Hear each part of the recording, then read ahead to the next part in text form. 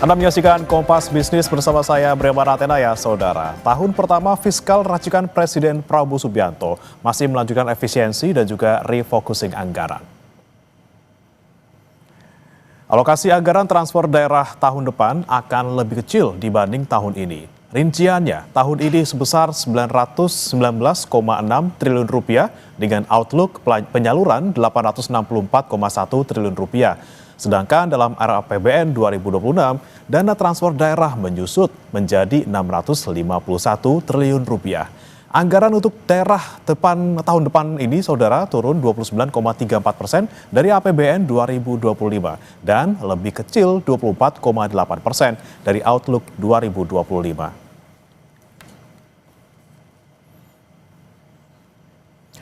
Menteri Keuangan Sri Mulyani bilang sebagian besar belanja pusat akan langsung dirasakan oleh masyarakat di daerah sesuai dengan permintaan Presiden Prabowo Subianto. Juga belanja pemerintah pusat dan daerah harus satu arah. Masih ada belanja non-kementerian termasuk diskresi Presiden. Ini termasuk impres jalan dan impres bendungan yang nanti banyak akan menjadi sesuatu sarana atau alat Presiden untuk bisa meyakinkan bahwa daerah-daerah tertentu yang memang perlu bantuan dari sisi pembangunan jalan itu bisa dilaksanakan. Itu total belanja non-KL selain diskresi Presiden juga untuk subsidi itu ditaruhnya di non-KL, kompensasi terutama untuk energi dan juga untuk belanja-belanja mandatori seperti pembayaran pensiun, pembayaran bunga utang, dan penanggulangan bencana mencapai 1.638. Sebetulnya yang langsung dinikmati masyarakat di masing-masing daerah, kan ini sering sekarang beberapa pemerintah daerah menyampaikan, kami membutuhkan untuk membantu masyarakatnya. Masyarakatnya banyak mendapatkan bantuan juga langsung dari pemerintah pusat. Makanya Presiden tadi di dalam pidatonya juga menyampaikan belanja pusat dan daerah harus menjadi satu arah. Itu 1.376,9 triliun sendiri. Ini artinya walaupun pusat yang belanja, yang menikmati adalah rakyat atau masyarakat di daerah-daerah. Dari mulai program PKH, PIP, kartu sembako, bantuan iuran jaminan kesehatan, cek kesehatan gratis, renovasi dan revitalisasi sekolah, makan bergizi gratis, sekolah rakyat, preservasi jalan dan jembatan, perumahan, bendungan, koperasi merah putih, subsidi non-energi seperti subsidi pupuk dan KUR, tunjangan profesi guru, tunjangan profesi dosen yang non-PNS, itu yang di luar APBD atau di luar yang biasanya di pegawai negeri, subsidi energi, lumbung pangan, bulog, dan kampung nelayan serta pergaraman. Ini semuanya letaknya di daerah, dinikmati oleh masyarakat di daerah. Sehingga memang APBN dari sisi belanja pusat cukup besar yang dilakukan oleh pemerintah pusat langsung kepada masyarakat di daerah. Belanja KL dan transfer ke daerah ini menjadi satu kesatuan.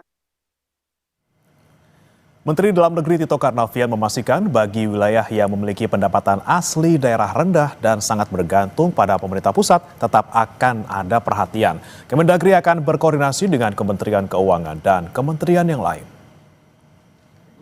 Yang penting adalah bagaimana kita nanti mengkoordinasikan supaya teman-teman di KL, rekan-rekan menteri, pimpinan lembaga, ada program-program pendidikan, kemudian PU, jalan tadi, perumahan, pendidikan, kesehatan, ada Menteri Kesehatan di sini, ada Koperasi Desa Merah Putih, ada MBG, itu yang berdampak langsung ke daerah-daerah.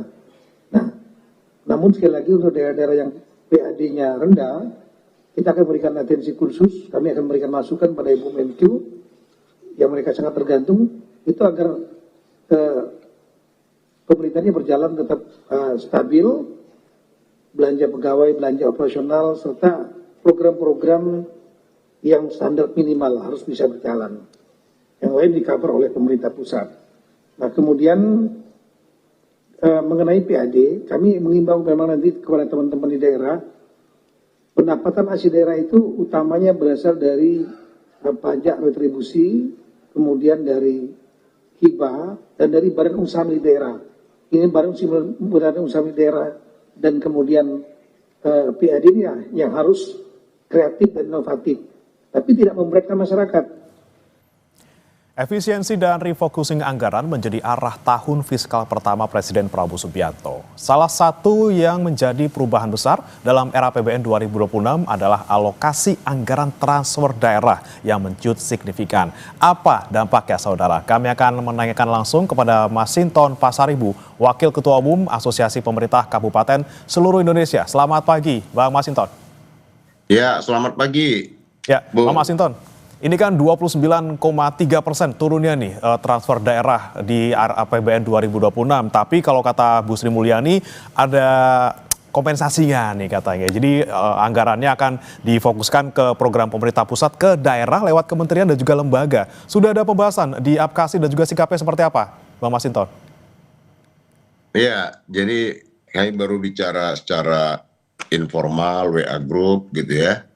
Nah, tentu kebijakan tentang pengurangan transfer dari pusat ya ke daerah itu ya sangat ya buat teman-teman di daerah itu, kepala daerah terutama yang PAD-nya kecil ya.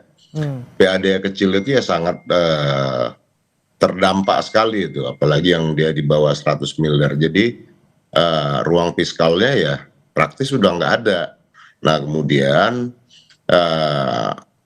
pembangunan seperti yang dibutuhkan masyarakat itu kadang kan bervariasi dia, tapi rata-rata persoalan belum meratanya pembangunan infrastruktur, jalan-jalan kabupaten, jalan-jalan provinsi, jalan negara dan lain sebagainya. Nah, kemudian berbagai daerah tentu ya dengan pola pengurangan yang terjadi sekarang ini, peran otonomi daerah itu yang menjadi semakin mengecil. Nah, sementara kepala daerah juga kan ada janji-janji ke masyarakat yang harus juga ditopang dengan program yang dengan anggaran yang juga cukup seperti itu. Sementara daerah-daerah ruang fiskalnya semakin terbatas dengan pengurangan TKD itu, transfer keuangan daerah tadi, gitu Bu. Oke, lagi-lagi Bang Mas Sinton yang kita khawatirkan adalah daerah yang PAD-nya kecil gitu ya, di bawah 100 miliar. Kalau dari APKASI sendiri, mana saja daerah yang kemudian paling kena dampak, yang paling kecil misalnya di bawah 100 miliar ini? Ya, terutama daerah-daerah yang satu sumber daya alamnya, potensi sumber daya alamnya ya, umpama tambang bukan perkebunan dan lain sebagainya gitu, daerah-daerah seperti itu yang mobilitas ekonomi masyarakatnya juga terbatas. Nah, seperti umpama di kewenangan di daerah tingkat 2 kan semakin kewenangan otonominya juga semakin kecil. Semakin umpama di wilayah yang punya wilayah perairan laut seperti saya di Kabupaten Tapole Tengah, kami tidak memiliki kewenangan lagi di laut. Padahal sebelumnya itu 0 sampai dari pantai 0 sampai 4 mil itu masih ada kewenangan kabupaten. Nah, sekarang sudah tidak punya lagi karena itu ditarik ke provinsi dan ke pusat. Begitupun dengan galian C, itu juga tidak lagi. Di wilayah kawasan hutan juga kabupaten tidak punya. Nah, potensi penerimaan pendapatan daerah ya itu ya sudah semakin mengecil kemudian dikurangi lagi dengan transfer keuangan daerah dari pusat ke daerah itu yang juga semakin berkurang seperti itu, semakin sentralistik. Tapi kalau jumlahnya, Bang Mas Sinton, ada berapa sih kabupaten yang PAD-nya di bawah 100 miliar dan sekiranya bakal terdampak itu? Jumlahnya sekitar ratusan? Oh iya, itu terutama yang di daerah luar Jawa ya, kita lagi inventarisir semuanya tuh, terutama kabupaten luar Jawa, sebagian Sumatera, Sulawesi, seperti itu. Oke, ini lagi-lagi kan otonomi daerah kemudian kan kita lihat ini berarti semakin tergerus dengan adanya pengurangan TKDD ini, Bang Masinton. Kemudian tapi kata tadi Pak Mendagri juga akan ada perhatian khusus nih bagi daerah-daerah yang terdampak karena PAD-nya kecil seperti itu. Nah kemudian Anda melihatnya bagaimana nanti prakteknya ke depannya? Bagaimana kemudian Kemendagri bisa berkoordinasi dengan segitu banyaknya daerah yang bergantung sebenarnya pada transfer daerah dari pusat? Iya, itu satu, karena nggak semua juga nanti bisa terakses dengan baik itu kan, relasi dari daerah ke pusat. Kemudian itu harus lebih intens lagi daerah-daerah untuk menyampaikan ke pusat. Nah itu kan ya ya itu akan mengapa daerah jadi seperti mau minta-minta terus saja itu ke pusat kan begitu. Kalau nggak intens dimintakan terlewat lagi tuh. Oke. Tapi kalau kita perhatikan sebenarnya Bang Masinton, ini kan pemotongan dana daerah bukan hal baru gitu ya. Kita beberapa kali pernah mengalami pemotongan dana daerah. Tapi yang tahun ini dirasakan paling signifikan dari pemerintah daerah seperti apa Bang Masinton? Apakah mungkin karena memang jumlahnya yang luar biasa 29,3% yang dipotong untuk 2026 nanti? Iya, umpamanya infrastruktur, ya. Dan lain-lain lah itu artinya ini kan kalau seperti yang disampaikan oleh Ibu Menteri Keuangan tadi disatukan jadi belanja pusat dan daerah itu disatukan dimasukkan dalam belanja kementerian lembaga. Nah semoga nanti bisa daerah-daerah bisa memperoleh akses terhadap seluruh program yang ada di kementerian lembaga tersebut. Seperti itu. Nah pertanyaannya kemudian apakah program yang ada di kementerian lembaga ini sesuai dengan kebutuhan daerah dan bagaimana kemudian kreativitas daerah nantinya untuk bisa mengakali transfer daerah yang berkurang? Jangan dijawab dulu Bang Masinton, kita akan kembali usai jeda. Tetap bersama kami saudara di Kompas Bisnis.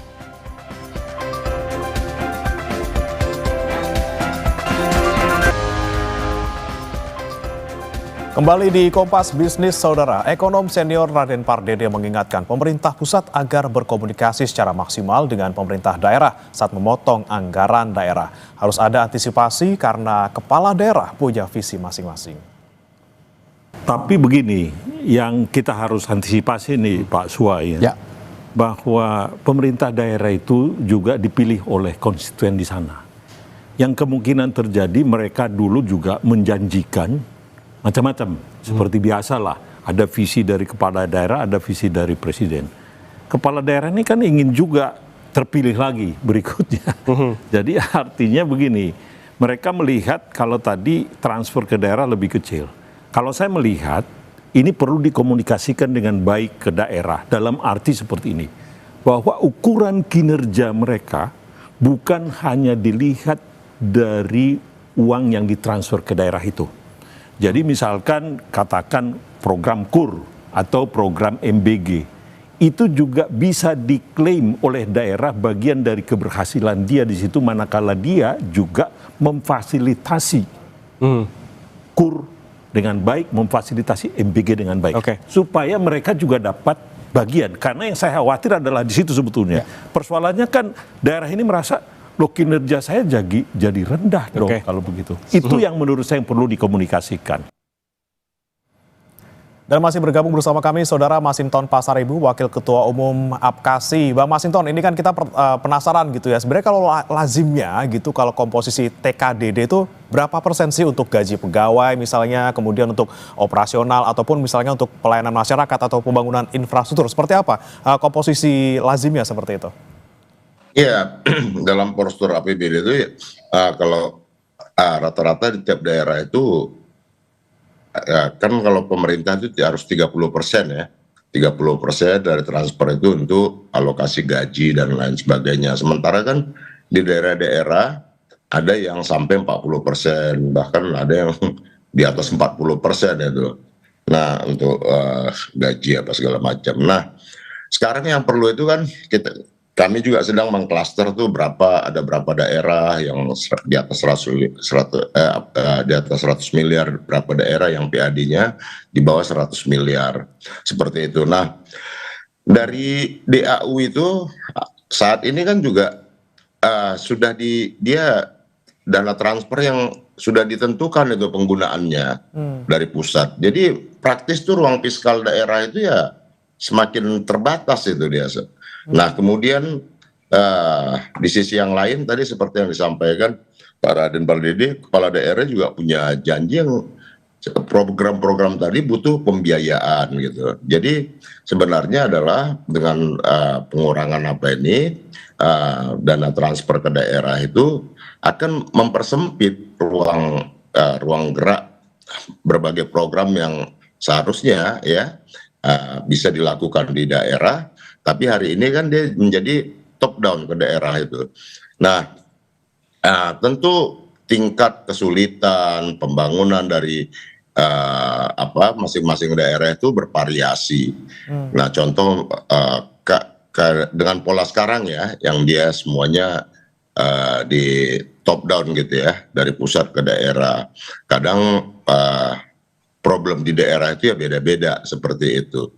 Nah, contoh umpama kalau di kawasan pantai barat Sumatera itu jomplang tuh pembangunan dengan di kawasan pantai timurnya seperti itu. Nah, bagaimana kita mengakselerasi untuk mendorong pemerataan pembangunan tadi? Nah, kan tidak semua itu bisa terpotret bagus dari pusat ke daerah-daerah atau kawasan-kawasan di setiap pulau di Nusantara ini, seperti itu. Nah, ini dia, kebutuhan masing-masing daerah berbeda, mereka juga punya janji berbeda kepada masyarakat saat kampanye, banyak program-program mereka yang kemudian mungkin dipersempit anggarannya gara-gara transfernya berkurang. Nah, kemudian gimana nih Bang Masinton, kreativitas daerah untuk menggenjot pendapatan asli daerah ataupun menggenjot pendapatan mereka sementara transfernya berkurang, tapi Mendagri minta jangan sampai menyulitkan masyarakat, jangan sampai nanti malah PBB P2 ya dinaikin. Nah itu dia. Nah, beberapa daerah kan terjadi ada ya dalam tanda petik inilah ya penolakan dari masyarakat terhadap kalau dinaikkan pajak retribusi daerah seperti itu kan. Nah, ini kan juga tidak kita inginkan ya dalam situasi ekonomi masyarakat yang semakin sulit. Sementara kalau kita optimalisasi ya, tidak semua daerah itu memiliki sumber daya alam yang sama atau potensi-potensi penerimaan yang sama, meskipun dioptimalkan tetap hasilnya juga tetap minimal seperti itu. Nah, jadi memang ya butuh kreativitas, kalau itu kita setuju lah, artinya bahwa kita harus menggali terus sumber-sumber potensi penerimaan pendapatan asli daerah tanpa memberatkan masyarakat gitu ya. Namun juga ya ini kan perlu stimulan, perlu perhatian, dan kemudian tetap harus ada stimulan dari pusat untuk kita bisa menata dan meningkatkan PAD ya dengan kreativitas kita tadi. Seperti itu. Dengan karakteristik daerah yang berbeda, butuh kreativitas yang berbeda juga untuk bisa meningkatkan PAD. Tapi kalau kita lihat lagi, Bang Masinton, beberapa hari terakhir gejolak protes soal kenaikan pajak ini kan luar biasa gitu ya. Konteksnya kayaknya semuanya daerah ini banyak banget yang naikin PBB secara serempak.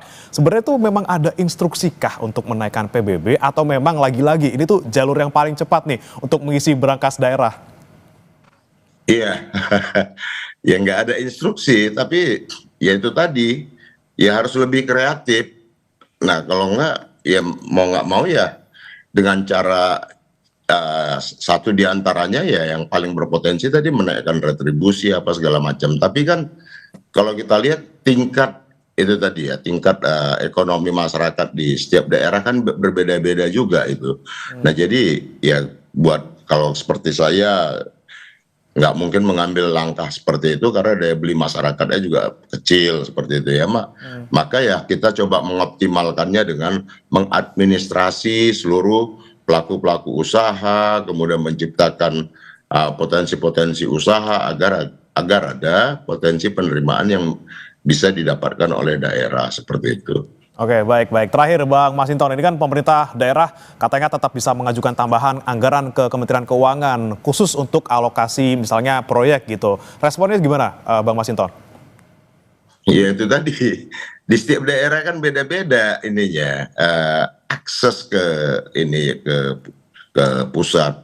Ya tentu bagi kepala daerah yang mungkin bisa mengakses, ya mungkin bisa mendapat beberapa program. Tapi daerah-daerah yang dia tidak keterbatasan untuk mengakses ke pusat, ya dia kan harus menongkrongin di pusat terus itu, lebih intens. Jadi maka nanti ada beberapa kepala daerah, kepala OPD-nya, kepala dinasnya, ya mungkin ya nongkrong jadi di daerah, jadi di Jakarta kan untuk bisa melobi ke pusat. Nah ini kan juga harus dipikirkan seperti itu.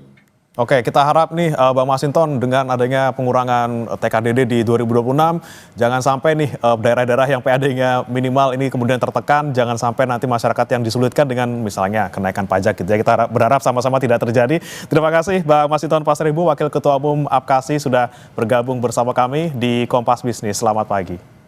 Ya, terima kasih Bung.